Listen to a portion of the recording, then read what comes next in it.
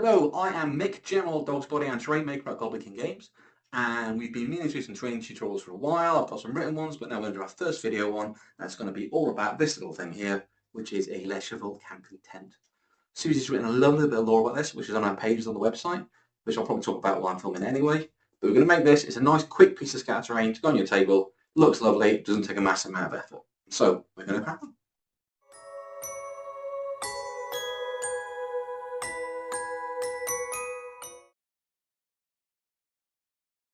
The first thing I'm going to create is the base. All I'm doing here is picking around the edges of a piece of corkboard that I bought from IKEA. They're very cheap. It's one of the simplest and easiest ways to create bases because you don't need to use power tools, which is good for me because I was trying to be quiet making this video. I'm flipping around to round it and making the edges a bit more bevel so it fits in the world. The aim is to make it look like a rough cliff face, so this is a small plateau. Once I'm happy with it, I'll take a knife and very, very finely finish off the bits and bobs. All the corporate stuff we're going to save, so we can use that for rubble later, or just store it in my box of stuff for using texture on other.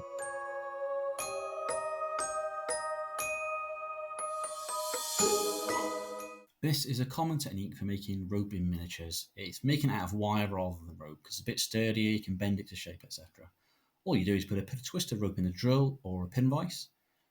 Again, I'm trying to be quiet, so I'm using a pin vise. It's a lot faster than a drill or a Dremel. You twist it round and round and round and round and round until it's as tight as you need it to be.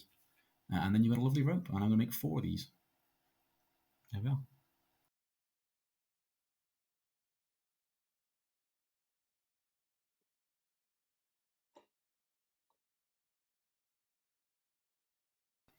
Right, there's my 4 bits of twisted rope. I'm going to attach them to the tree, which is just a plastic tree from IKEA. I'm just going to show you in the first one because you don't need to see them all. Essentially, it's the same. We're going to twist one end around the tree to make a little knotted rope wrapping around the tree again and again. Space it out using the template so we know exactly where the tent's going to go. And then do that 4 times.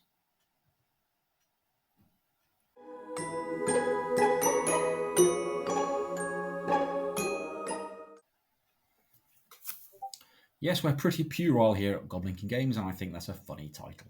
So first thing we're going to do here is what we're going to give the impression of pegging the tents down. So we're going to do that using cocktail sticks. We're going to wrap the other end of those wires we made around them, like rope again. And we're going to cut the cocktail sticks off to make them short. Now keep the longer bits, we're going to use those for something later. Once they're all on, we're going to use the template to check where they're going to be before we put them down. Now we need to drill into this cork because it's a little bit stiffer than normal cork and it will hold its shape well. So you drill into it, stick it in, and it'll hold its shape. This does 2 things. Firstly, it looks better. It looks like an actual tent. And secondly, it gives it a lot more stability. Then you can see me using the template, measuring it across, and just wedging those things in. Now the tree's not very well stuck down here. It's just stuck down with PVA glue and it's not working in the slightest. So what I'm going to do is add a little bit more structure to the bottom of it and use some milliput. And I'm going to, after putting the glue on these to hold them in place, obviously, use milliput to create some root structure for it, which will look cool because roots look nice, but it'll also hopefully do a better job of holding it to the ground than I've done with my terrible PVA glue. Never use PVA glue to stick plastic down to stuff. It just doesn't work. So stick with super glue, really, as you can see.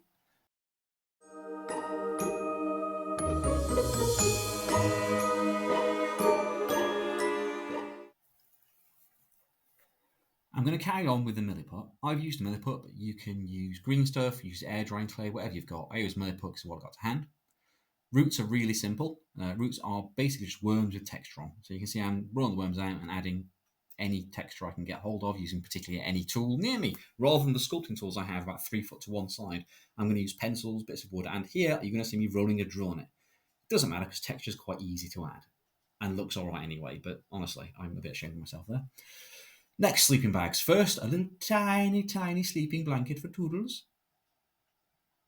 Then we're going to have a larger sleeping blanket for Huff, the big burly fawn.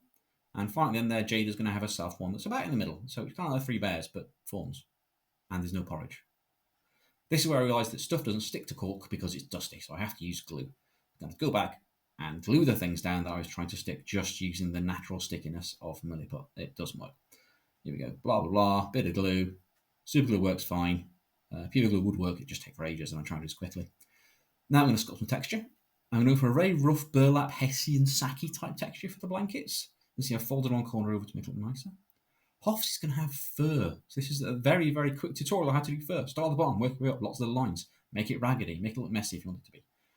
I'm going to tatter the edges as if it's bits of fur sticking out as well. And there you are, a fur sleeping blanket for Hoff, who seems like the sort of person that'd do that. Another folded blanket there for Toodles, and a little bit more of the same rough cross-patch Hessian texture. This is a little flamey thing from Lubard that I found on the floor in the factory and thought that'd be cracking, so I'm going to make it to a fire. And you can see I'm using the what's left over those cocktail sticks, set of these for later, and I'm going around the fire to make it. Now, if you're adding a fire that doesn't have a cool bit of plastic smoke in it, just make the fire shape using cocktail sticks.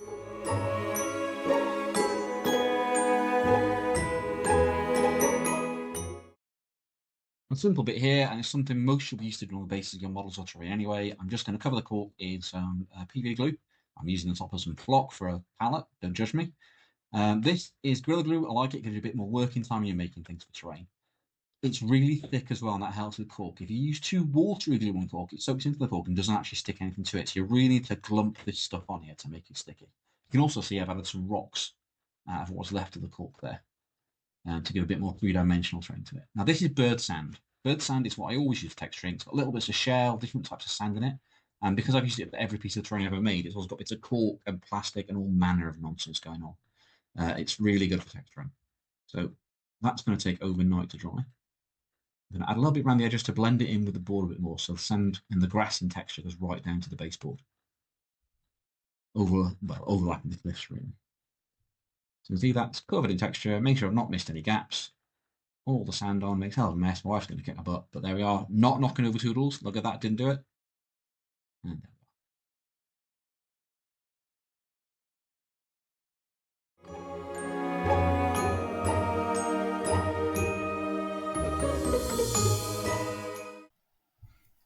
While that's drying is a good time to cut the tents out. These are cut out using the template that's somewhere on the page beneath me, or there's links on YouTube.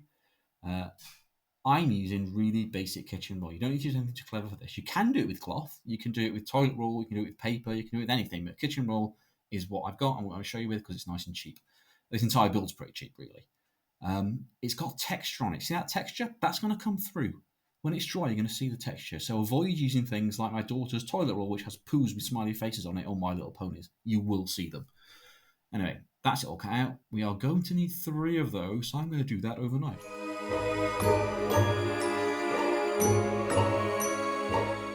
Right, we're going to paint the main bulk of the terrain now, rather than at the end, because otherwise these bits here under the tent are an absolute nightmare to get to. You just end up jabbing your brush in there and painting it like crap. It just doesn't look very good. So we're going to paint it now, then we're going to build the tent, then we're going to go back and paint the tent at the end. It will make sense, I assure you.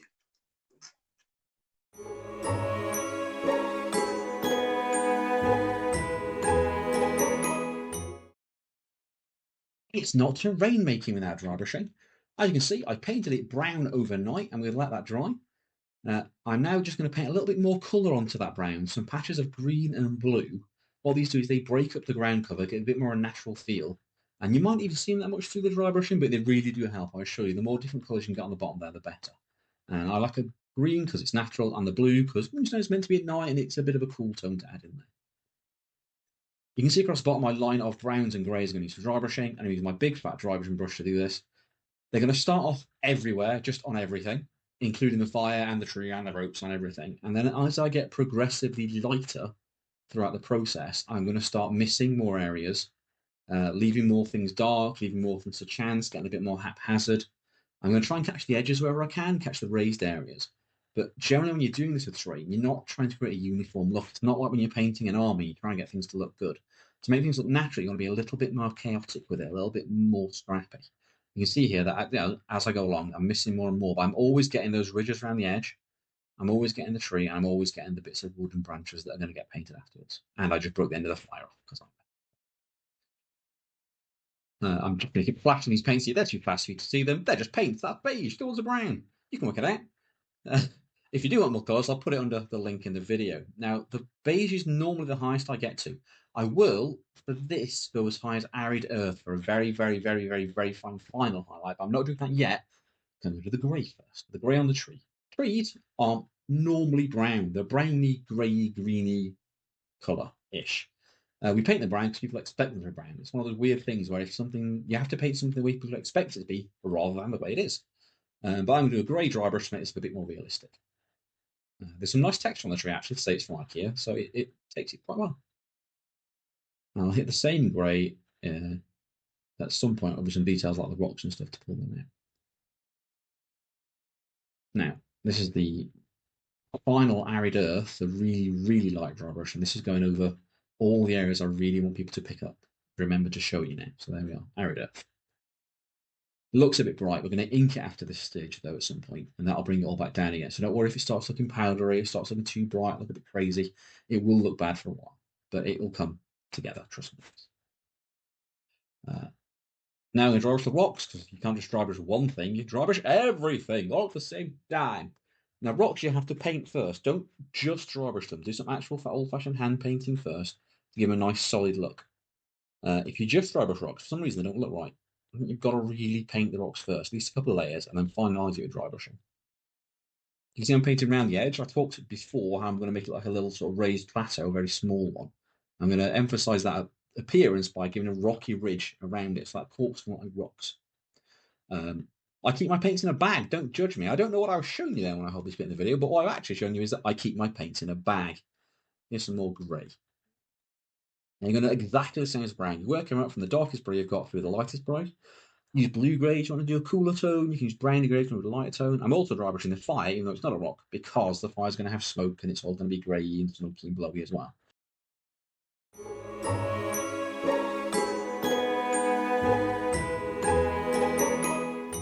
Okay, it's time to paint some details.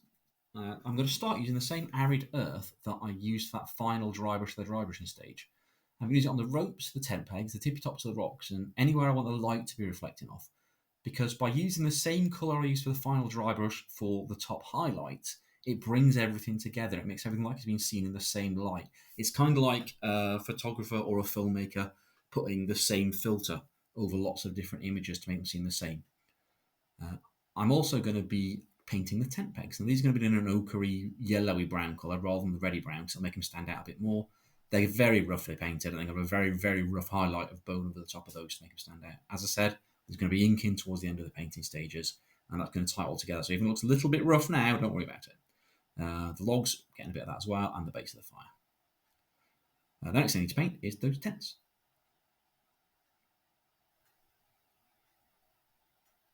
No, that's first. It's a rough highlight of those pegs. I forgot that bit. There we are. Tents. Starting with the same ochre colour, kind of looking for a Hessian rough blanket on the two blankets. I don't want it to look too complicated or too posh, because it's just something to carry around for sleeping. So I've already done Toodles, there's Jaders. This is just layering it on. There's nothing particularly clever about what I'm doing here. The one in the middle is not going to be a blanket, though. It's going to be a wolf pelt. Now, wolf pelts, the best way to do it when you're doing something like this is black in the middle, fading out towards beige at the outsides. And there'll be a bit of dry brushing to pick up the layers of fur that I've sculpted into it. But for the most part, I'm just painting it, trying to get the layers of fur with my brush, and I work it and go lighter. I'm also using the light grey to highlight the just stones. Remember I said before about you don't just dry brush stones. You need to highlight them really to bring them out. I'm now going to ignore that and dry brush all the way around the edge of the base where I've got that rock showing, because it's faster. So I say don't dry brush stones except here, because I'm a hypocrite. Yeah, how lovely. You see it's all really starting to come alive now. Those highlights and those shades are really bringing it out. Now, again, a very rough highlight on these. You can see how hard this would have been to do with the tents on. You can see why I'm doing it now. Just lighten it up, really. It doesn't need to be too great, because it's going to be under the tent in the shade anyway, so it doesn't need to be too rough. And also, I'm really bad at painting upside down, it seems. So some of the freehand stuff I was intending to do on these isn't quite going to work, because it's just a little bit too difficult for me to do it on camera. There's the wolf part. I see beige.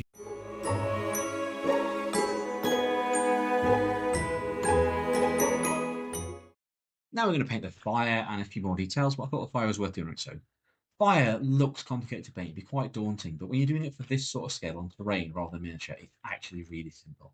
You start with white at the very lowest point, and you're going to work up through the yellows to red at the very top.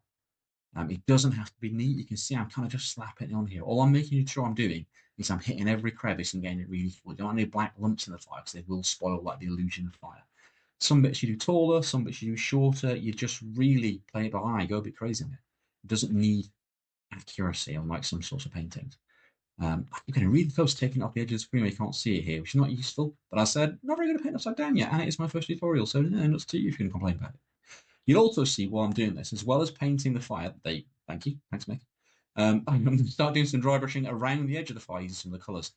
This is a very quick, very slapdash, and a clumsy way of doing some object source lighting. It's not the best way of doing it. If you want to do object source lighting properly, you need to do it right from the very base coat of the paint upwards, and you really think about what you're doing. There's lots of mixing, lots of glazing. It looks fantastic, but just doing this quick dry brush around the fire, making it lighter around it, will actually have quite a nice effect. And you'll see every time I add another colour, I'll then do a little bit of dry brush around the edge, a little bit more on the trunks, that sort of thing. I'm moving from more reddy colour than yellow. I'm trying to keep it to a darker tone. I don't want it to be too light. There we go. A little bit more red around it there. Looks like I'm putting blush on it. We're going to keep progressing upwards, and I've got a really nice dark red next, and then it's going to be black.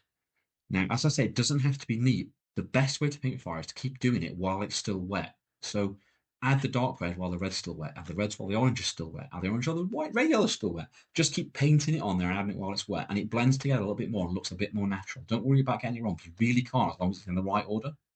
And a nice big fat black smoke at the top there, because they're burning something they shouldn't be, and it looks better. Artistic integrity there. And now I'm actually going to just pick out the edges of those blankets with a very thin ink wash. To give them a bit more shade definition, also because I felt when looking at it that they didn't stand out enough from the ground around them. And this is where I start getting creative. That paint's called Moonstone. It's lovely. This is not the right place to use it, but I thought I'd do some little Moonstone swirls on Jada's blanket to look a little bit pretty.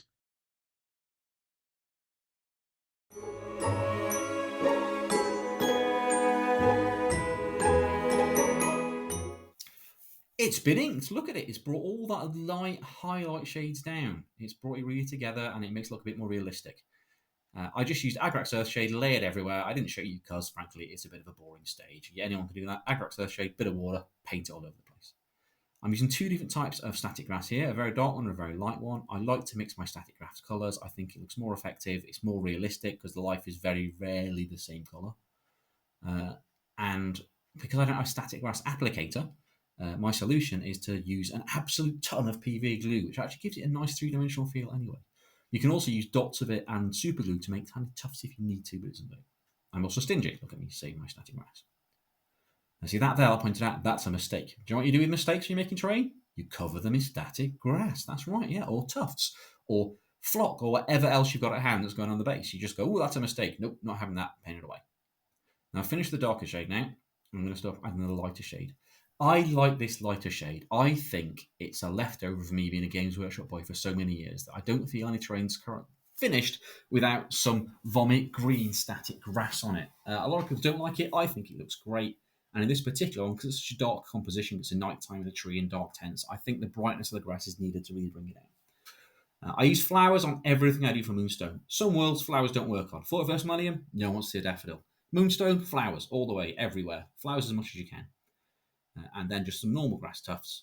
They add some three-dimensional feel to it. They look a bit more overgrown and matter. This is meant to be the wilderness, remember, it's not like someone's garden.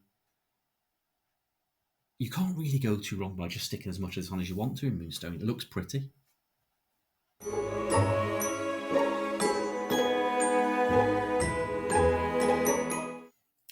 Now the messy bit. Remember the ink I talked about earlier? I don't know if I've put super glue there. Not going to use it.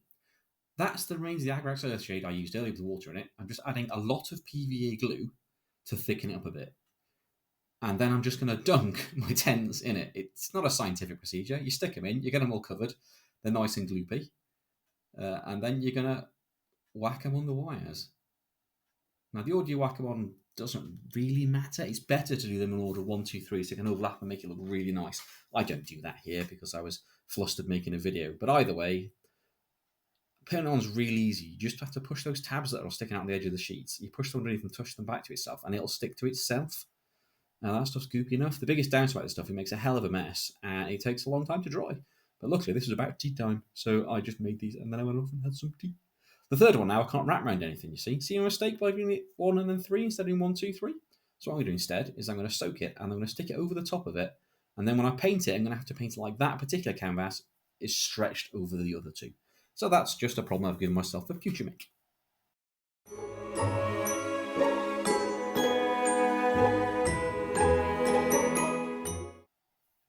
Right, it's all hardened up. You saw me tap it there. It's time to paint it. Once again, because it's terrain, why would it not be dry brushing? Everything's dry brushing. All I ever do is dry brush. Sometimes I feel like I dry brush more than I paint. I'm dry brushing some nice beige on it, so it looks like tan skins or leather or just old sheets. And then we use the arid earth again, once again tying the whole thing together, but this time just across the top and just across the very raised areas. I want that to be the final highlight light's touching. I want to leave it quite dark at the bottom. Now, you can see that detail there, the walls and the little dots. I'm going to use that to do some of the patterns on the first tent. This is Hoff's tent in the middle. So I want to be a little bit more basic than the rest. I'm just going to grab a green ink, and everywhere there's one of those dots left by the actual texture of the kitchen roll, I'm going to put a dot. Relatively simple. I'm using ink, so it soaks in a little bit, and you get a little bit of highlight shading on its own. You don't have to do too much worrying about that. You can go as simple or as complicated as you want to on these details. You can go as simple as this one on Hoff, which is just spirals. You can go absolutely bonkers. I'm going to go a little bit crazier on the other two than I am with this one. But it's entirely up to you. Any sort of like old school Celtic artwork works. Anything that's like Paleolithic artwork works. Fawns are very artistic, some of them, and some of them are not. They'll basically do what they feel like. It makes their tents a character to them. So if you imagine this was a whole ring of tents going all the way around the tree, anyone from outside could tell which fawns are inhabiting which tent by simply looking at the pattern on top of it. Now that's there's Hoff's spiral. Those are the vines and flowers of Mr. Toodles, and then Jada's going to have a stag. And you look at that and it's recognition. You can see there, this is who's in this tent. So as well as being just pretty, it does serve a purpose. I'm also using mostly muted colours because it adds a nice camouflage element to it as well. Imagine out in the wild, they don't particularly be spotted from a mile away. So by using browns and greens and blacks and the colours of the environment they're in, it looks a lot more camouflaged. I'm now going to keep painting those vines on Toodles one. I decided rather than leave them flat, I thought I'd do some highlighting and shading and add some more colours in. And then I'm going to add some flowers. So I'm just going to paint some star shapes in this weird colour here and make some blobby flowers on it.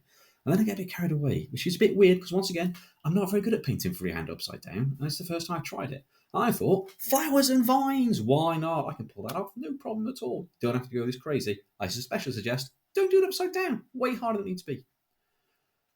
I've got some more blue. I'm obviously painting the flowers here. Now, again, I'm trying to use naturalistic colours. So whilst I'm using blue, I'm trying to use stuff that doesn't stand out too much.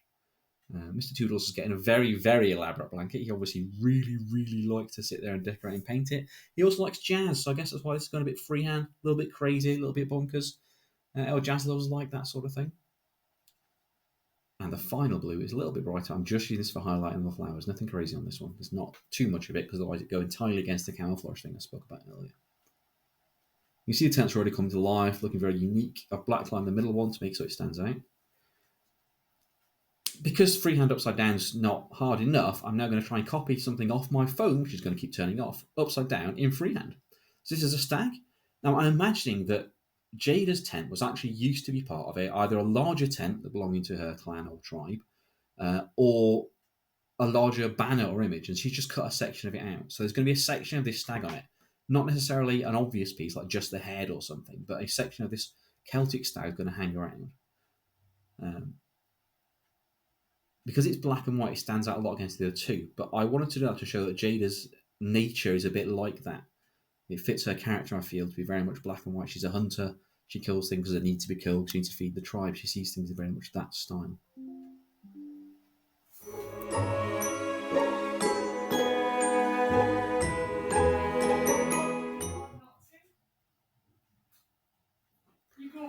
We are on the home straight, and I've said that phrase so many times because I keep messing the last section up. I am adding some foliage to the trees. Now, it doesn't work with this simple foliage on its own, so all I'm doing is I'm getting some sponge. This is simple bath sponge that I have torn into rough chunks and dyed green and then left to dry for a few days. All I'm doing, quite literally, is cutting a hole in the bottom of it, filling that hole with PV glue, and then bunging it on the tree. There's my example of cutting a hole in the bottom of it. It's really simple stuff. Now, you can take it this far and leave it, and you don't need anything more than this if you don't want to. It's going to look like a tree. Everyone's going to look at it and say, that's a tree on the battlefield, it's fine. I'll be adding foliage to it because it's going in the studio collection. I want it a bit prettier. Now, aside from the things that you use a lot of, like foliage and flock and bits and bobs like that I use from my own collection, this entire thing's cost less than a tenner. It is an incredibly cheap piece of terrain to make. The corks from IKEA, the trees from IKEA, it's kitchen roll, bits of wire, a ripped up sponge. It's really all the stuff that is quite simple to get hold of. If you can't get a tree from IKEA, use a twig. If you can't get a cork base, use wood or foam board or something like that. It's the basic shape of it is going to be the same regardless of what you use. And there we have it. I've added a few extra details here, as I've had some clump foliage on top of the green stuff, like I said I was going to. I didn't have time in the video. And there's a little bit more work gone on painting these. Apart from that, it's exactly as it was. It's finished, it's lovely, it's a nice little terrain piece you can use. It's not that hard to build. You can either extend these tents all the way around if you want to in a massive circle and make a huge one, or you can just make one little small one, depends what you want for your battlefield. Rules-wise, I say it's impassable, and anyone that's done any LARPing or been to any festivals and tripped over every tent diver there is will know this is properly bloody impassable. Don't even try and get past that. And this bit here is just going to be open for that. It looks pretty.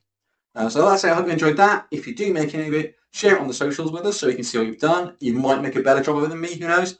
And yeah, thank you very much, and we'll see you guys next time.